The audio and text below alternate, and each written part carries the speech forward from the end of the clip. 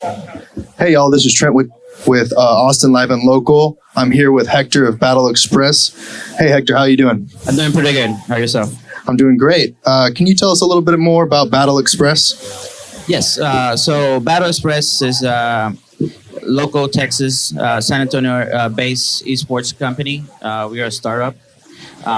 We host different type of online tournaments for different competitive games online, basically. Awesome. How long have you been in the industry? How long have you been doing this? So I started basically, as a young, kid playing video games. So I was like compete, in video games. And then around 2011, I started building a Facebook community for competitive gaming. Mostly it was NBA 2K at the time. It was just me and a couple of friends competing against each other. And then next thing is like we got 200, 300, 500, 1,000 people. And then around 2014, I saw some potential for taking this to something else, to make it something else and start getting bigger, and actually created a company at that time, 2014. Have you always been a competitive player, and is that where you got some of your inspiration in starting this? Yes, since I was a little kid, playing Nintendo was my first console. And then at that time was like Mario. That was the biggest game, so I always compete against my brothers and see who can complete the game the fastest. Yeah. That's how how I started. Eventually, as I started growing up and got a job, make money and bought my own consoles and games and stuff. Always like competing and winning. So that's where kind of my inspiration came from. I wish I could play more now. That I did in the past, because now I'm more focused on the business side of the business of the gaming industry. Yeah. But I still play and I like to compete, but I also enjoy seeing other people compete and then having our product out there and allowing other people to compete and get to the next level. So what are some of the services that your platform provides to competitors? So we have our platform, one of our platforms called Battle Express. That's our main hub. That platform has daily, weekly, and monthly tournaments for different kind of games. PUBG, Fortnite, NBA 2K, FIFA, Apex, just to mention some. At the same time, we have under Battle Express, we have some semi-professional leagues. Our biggest one is called BGA, Basketball Gaming Association. It's an NBA 2K league. That's where kind of our community started back in 2011. And at the moment, we're currently expanding to have some semi-professional leagues for Fortnite, PUBG, Apex. So we'll be able to basically, in our platform and our company, we'll be able to provide it'll be like a one-stop shop for gamers. No matter if you want to compete just for fun or just some for occasionally, or if you want to complete hardcore, you have both options in our platform. Yeah, we got a couple of kids here playing Fortnite, checking this out. They're crushing it over here. Can you talk about with trend setting Apex Legends coming out? What are some of the technologies that you're bringing in to get ready for a new age of battle royales? So with this new mode, Battle Royale, that basically, took over the gaming industry when Fortnite came out. There's been, if we go back to history, H1Z1 is what started, right, Battle Royale. Yeah. And then, of course, Fortnite took it to the next level. One of the main things that, at least for our company, that we were looking into is like, how can we take a Battle Royale game and set a standard for tournaments? Yeah. It's different from a regular sports game or a sports video game. This is something different. How are we gonna manage stats. What kind of stats are we gonna be tracking? Also, you need to look into also time wise. The game could be very fast, or it could also take a lot of time if you're the last one, to win the match. So, taking in consideration, the mode and try to see what would be the best way to create a league or create a tournament based on this new mode. It was kind of challenging at the beginning, and getting some feedback from our community, because we're very strong in our community and their feedback. So in between, our research and the community feedback, we were able to implement the new battle royale mode into our platform. Nice. What are some of the things you offer for your current activations, or is there something what entices someone to activate on your platform? Right. So in our platform, users is free registration, right? So they can come in, register, create an account, and then they can start playing. There's some free entry tournaments, and also there's some pay entry tournaments as well. Okay. Then also in our platform, there we'll earn something called battle coins. Yes. Right. So those battle coins, based on how they do in their tournaments, they earn battle coins, and then they can exchange those battle coins. Either they cash it out, or they can use the battle coins and exchange them for merchandise. Either controllers, games, t-shirts, hats. There's a bunch of different articles that we have in our website. Very nice. And then what are some of the things that really highlight what Battle Express means to a competitive player?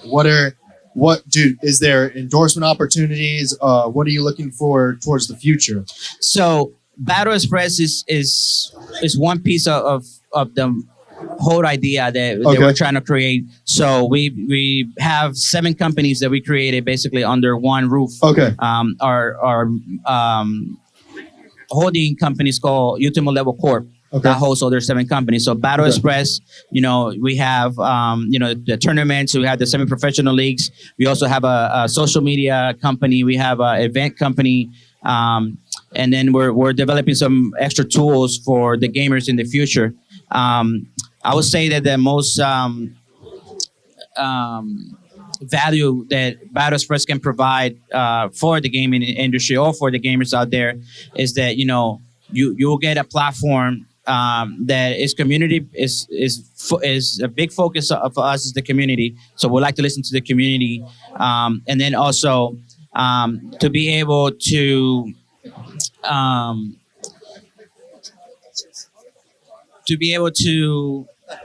have a platform where no matter if you are just starting or you're like a seasoned competitive gamer, everybody will have a chance to be able to get to the next level. So we have tournaments, region-based tournaments as well. So we're expanding a lot in Europe right now. So we realize that sometimes when it's an online tournament, region or where you're located, what type of internet you have, and the latency that could affect also the performance. So we keep that in consideration. We do region-based tournaments, and also we got the leaderboards in our website. So we also have tournaments based on skills levels and stuff like that. So everybody get a chance. Basically, it doesn't mean that the guy that won the first tournament doesn't mean that's going to win it again. Yeah, that's true.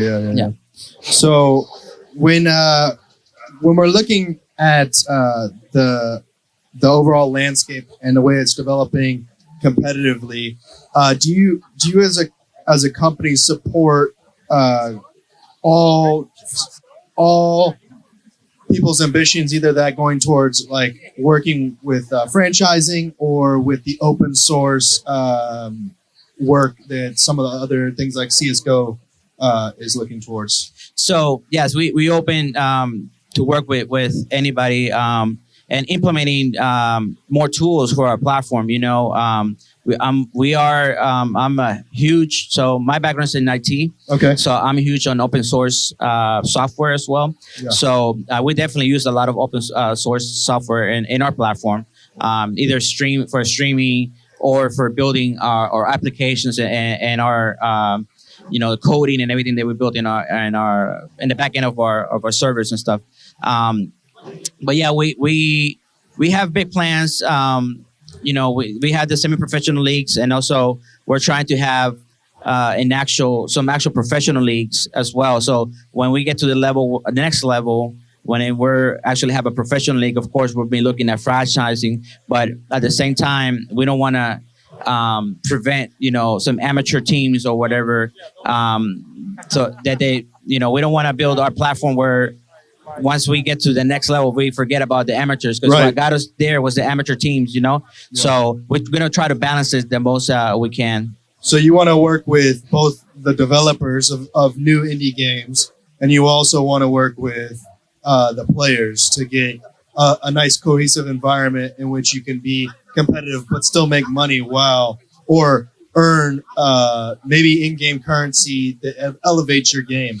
Correct. Yeah. So we have we do work a lot with some like indie developers. Yeah. We already had some connections we made, and because the way we built our platform, it allowed us to create communities for these games that are up and coming, and we get them at the early stage, and then we help build that competitive community for them, kind of like a partnership with them, and then try to help them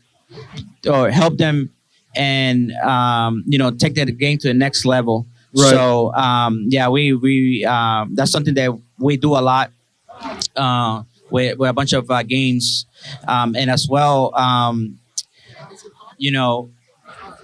at the same time, of course, players are very important. We are players. We wouldn't have a platform. Yeah. So we do also encourage players. We try to help them promote, help them get bigger, get more followers. One of the biggest things in our platform is that when they register, they're able to put their social media. Yeah. So, and then we'll showcase those winners for those tournaments, so people can, they're gonna get noticed in our website. Yeah. Because there's gonna be an area where we showcase all the winners. Yeah. So they start getting followers and they start getting bigger. And people write us all the time on social media, say, "Hey, I'm a streamer and I want to be part of the company." We always check everybody out. Yeah. And we always try to help the most that we can, because like I said, we're all players. We wouldn't be who we are. Right, definitely. And then so when with you, let's talk about where do you personally feel like that the competitive level of gaming is going towards, with it now being more widely accepted by the mainstream.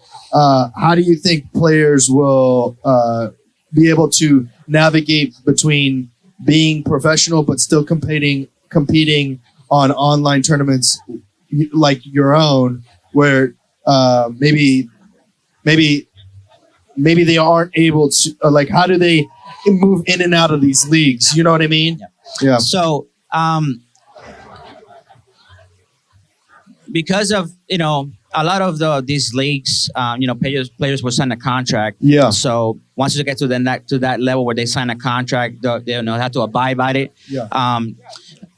Some leagues, I know for sure, like the NBA 2K League, for example, where the players will sign a contract, and then when their season, when they are in that contract time frame, 6 months, Exactly. they can only play the NBA 2K League. But Right. when the season is over, they're allowed to basically play any other league, any amateur league that they will want Yeah.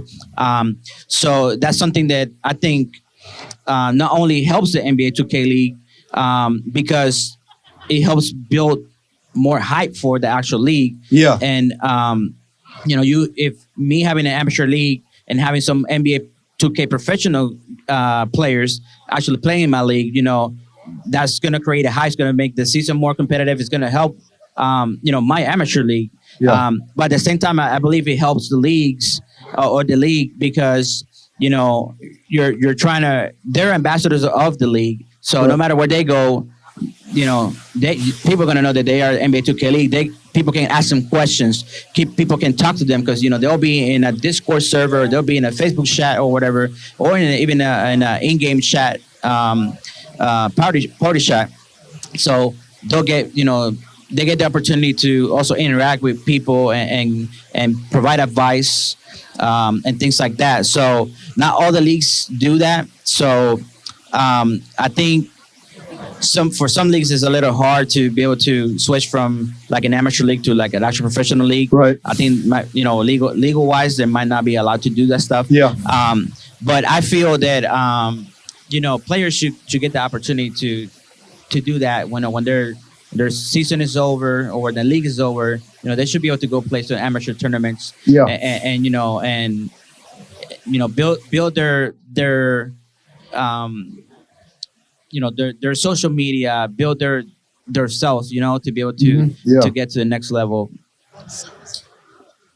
So you talked about earlier that you work kind of cohesively with your client. The only way I go, your users, the users of your platform, and you talked about being able to help grow their brands. What are some of the things aside from social media connection on your website? What other avenues can they ask you for advice? Is there some sort of educational program within the platform? So in our platform, we don't right at the moment we don't have a educational program. That's something that we thought about. Like maybe having some of our staff like create tutorials to help some of the beginner players. Yeah. And also help them, like coach them to get better and things like that. That's something that we are looking into the future. At the moment, we don't have anything like that, but we thought about it and we're planning and seeing what we can do about that in the near future. Cool, Hector. I appreciate you. On the outside of this, can you what game are you playing right now? What are you passionate about? So my game really is NBA 2K. Okay. That's the game where I do good. Nice. I do like Fortnite, PUBG, and Apex. But if I were sitting at home and had some time to play, I'll probably turn my console and put NBA 2K on. NBA 2K, PS4 or Xbox? So I have them both, but okay. I do play more on PS4. On PS4? Yes. Nice. Something that you went to the panel, right? Correct. For the 2K League. Correct. Something that I was thinking about was I remember back in the college days playing cash games with your homies, right? And they kind of mentioned it, but they were talking more about UMG and you guys is what you guys got going on. UMG is one of your competitors. Correct. And it just brought it back. And then the other thing I was gonna see was what kind of fundamentals transfer from their interaction with the professional basketball NBA players that transfers over to the 2K League. I was really interested to see if there's any sort of fundamentals that they can take into the virtual world. Oh, definitely. I think I think the most important thing will be focus. When you're an NBA 2K player, you have to be very, very focused. And being a video game player or an NBA 2K player, you got so many distractions. You're basically sitting in your training, your training court or their training facility, and they got access to their phone. They got family issues, personal issues going on at the same time. So I think it's kind of hard in some type of way, to be very, very focused, especially when it was game time. I think that when a real NBA player, they'll get to the arena, they'll start getting ready. You got your trainers there. You might see some like scouting video. You got your stats guy telling you, hey, you need to guard this guy this way because he like to shoot threes and things like that. I don't think the NBA 2K is not there yet, but I think that eventually that's where they're gonna get, where they're gonna have that full staff support that a regular NBA team will have. That I think that's something that they will have in the near future. And I think as they have met a lot of NBA players, and I can't really talk about what they have talked because I haven't been there. But I believe that one of the most things that they could get from NBA players is how to keep that focus during game, and then after games, after the game is done, you still need think about Kobe and that that mentality he had. Absolutely. So I think that has to be the main focus thing that they could learn from NBA players. Well, thank you very much, Hector, for joining the show. All right. Also, thank you. can you shout out where can people find you? What the website information? Yeah, so our website is www.battleexpress.com. And then also they can follow us on, Twitch, Discord, YouTube, Facebook, just under Battle Express. Battle Express. Battle At Express. Battle Express. Yeah, at Battle Express, correct. Perfect. Thank you very much. Thank you. Appreciate it. No.